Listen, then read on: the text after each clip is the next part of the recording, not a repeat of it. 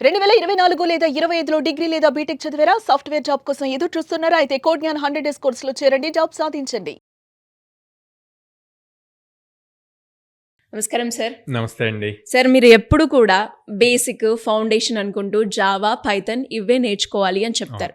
నిజంగా 2026లో ఈ కోర్సెస్‌కి డిమాండ్ ఉంటుందా? బెస్ట్ ఎగ్జాంపుల్ చెప్తానండి సింపుల్‌గా అందరికీ అర్థమయ్యేట్లు. ఓ చిన్న క్లిప్ చూద్దాం ఫస్ట్. ఇప్పుడు వరకు 120 HD మూవీస్ ని అతను డైరెక్ట్ గా సర్వర్స్ నుండి హ్యాక్ చేసి ఒక $1,00,000 వరకు సంపాదించారు. అతని దగ్గర సీజ్ చేసిన మెటీరియల్ అంతా మీరు చూస్తున్నారు, హార్డ్ డిస్క్ ఇవన్నీ కూడా. అతను ఇంకో ఆశ్చర్యం కలిగించే విషయం ఏంటంటే డౌన్లోడ్ చేయడానికి హై బ్యాండ్విడ్త్ కావాలి, ఇంటర్నెట్ స్పీడ్ కావాలి, 200 Mbps స్పీడ్ కనెక్షన్ అక్కడ పెట్టుకున్నారు ఇంట్లో. So Python and Java scripts వాడుతూ coding of software Python have been used by the accused for injecting into the server. ఈ రెండు Java and Python scripts inject చేసి server లోకి ఖాళీ లైనక్స్ అని, బ్యాక్ ట్రాక్ 5 అని, APK ఫైల్స్ ఇవన్నీ కూడా అతను ఈ మెటీరియల్స్ టూల్స్ వాడుతూ ఈ విధంగా సర్వర్స్ లోకి ఎంటర్ అయిపోతున్నారు. మూవీసే కాదు, అన్ని గవర్నమెంట్ వెబ్సైట్స్ కూడా ఇతను హ్యాక్ చేశారు. సో చూశాను కదా, సింపుల్.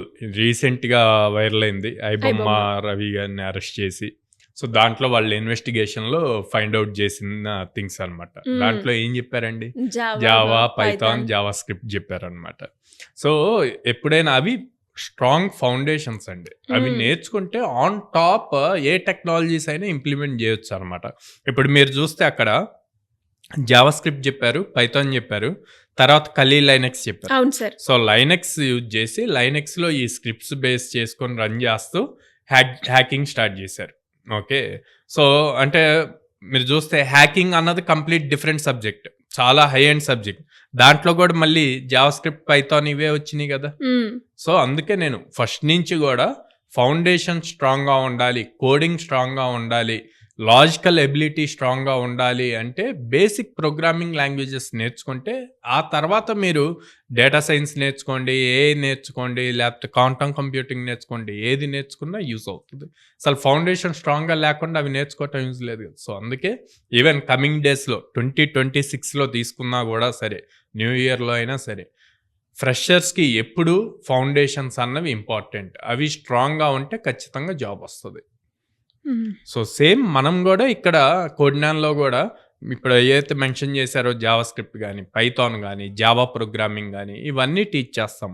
సో దేని రిక్వైర్మెంట్స్ దానికి ఉంటాయి. ఫర్ సపోజ్ బ్యాంకింగ్ సెక్టార్ తీసుకున్నారనుకోండి, మనం గూగుల్ పే, ఫోన్పే ఇవన్నీ యూజ్ చేస్తాం కదా, నావీ ఇట్లా.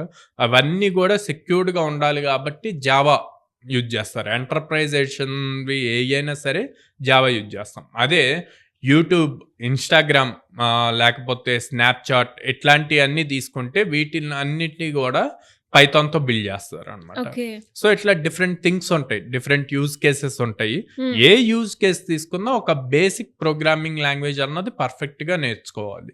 ఓకే, ఈ కోర్సెస్ మన దగ్గర అవైలబుల్గా ఉన్నాయంటారా సార్? జావా ఫుల్ స్టాక్ ఉందండి, పైథాన్ ఫుల్ స్టాక్ ఉంది, డేటా అనలిటిక్స్ ఉంది, డేటా సైన్స్ ఉంది, ఇవన్నీ అవైలబుల్గా ఉన్నాయి.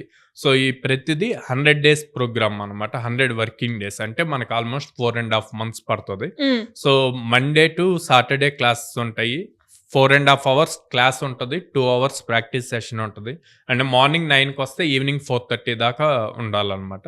అండ్ దెన్ మనకి సాటర్డే రోజు వైట్ పేపర్ రిటర్న్ టెస్ట్ ఉంటుంది. సో మనం కొన్ని క్వశ్చన్స్ ఇచ్చి, కోడింగ్ క్వశ్చన్స్ ఇచ్చి వాటిని పేపర్లో సాల్వ్ చేయమంటాము, ఎందుకంటే ఇంటర్వ్యూ ప్రాక్టీస్ కోసం అనమాట.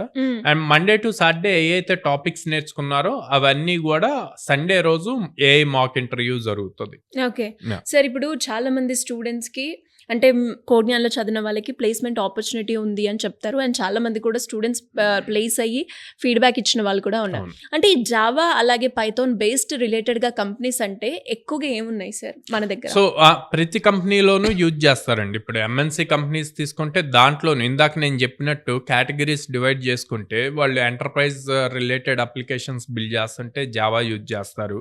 లేదా ఇట్లా social media related, data related applications build చేస్తుంటే పైథాన్, జావా స్క్రిప్ట్ యూజ్ చేస్తారు అనమాట.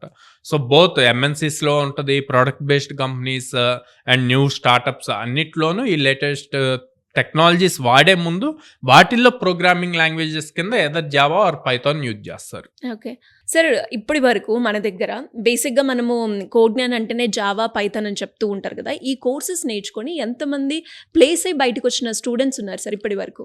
సో ఇప్పుడు వరకు దాదాపు 4025+ స్టూడెంట్స్ ప్లేస్ అయ్యారండి. And recent November month itself we place 34 members అనమాట. ఓకే, అండ్ డిసెంబర్ ఈ 10 days లో 9 మెంబర్స్ ప్లేస్ అయ్యారు. సూపర్. Yeah. ఎలా ఉంటుంది సార్ ఫ్రెషర్ కి ప్యాకేజ్? 4 LPA యావరేజ్ ఉంటుందండి. 4 LP నుంచి స్టార్ట్ అవుతుందంట.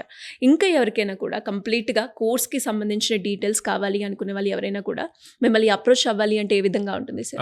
డైరెక్ట్ గా మా బ్రాంచెస్ కి విజిట్ చేయొచ్చు అండి. విజయవాడలో మొగలరాజపురంలో ఉంది, హైదరాబాద్ JN2 మెట్రో స్టేషన్ దగ్గర ఉంది, అండ్ అమీర్పేటలో చెన్నై షాపింగ్ మాల్ ఆపోజిట్ ఉంది, అండ్ బెంగళూరు BTM లేఅవుట్ లో ఉంది.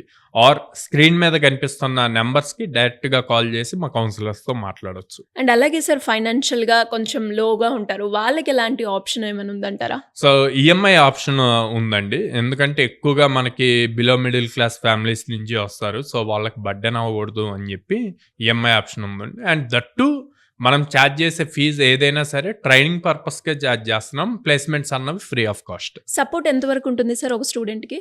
వాళ్ళకి పాస్ అవుట్ అయిన దగ్గర నుంచి 2 years ఫ్రెషర్ ట్యాగ్ ఉంటుందండి. సో స్టూడెంట్ మన దగ్గరికి వచ్చాక వాళ్ళ ఫ్రెషర్ ట్యాగ్ అయిపోయే వరకు మనం సపోర్ట్ ఇస్తాం. అండ్ విజయవాడ లొకేషన్లో మన విజయవాడ బ్రాంచ్లో గర్ల్స్కి స్పెసిఫిక్గా హాస్టల్ కూడా ఇన్ హౌస్ క్రియేట్ చేసామండి. ఓకే, సో పేరెంట్స్ ఎలాంటి ఇన్సెక్యూరిటీ ఫీలింగ్స్ లేకుండా వాళ్ళు హ్యాపీగా విజయవాడ బ్రాంచ్లో జాయిన్ చేస్తే కనుక అక్కడ విత్ ఇన్ ద క్యాంపస్ ఉంటారు అండ్ హ్యాపీగా అప్ స్కిల్ అయ్యి ప్లేస్మెంట్స్ ఉంటాయి కాబట్టి వాళ్ళకి బెనిఫిట్ అవుతుంది. సో మనం వచ్చేసి ఆల్మోస్ట్ 800+ కంపెనీస్ అసోసియేషన్ ఉండటం వల్ల మనకి ఇప్పుడు almost every day or alternate day కంపల్సరీగా ఒక డ్రైవ్ జరుగుతుంది అనమాట. ఓకే.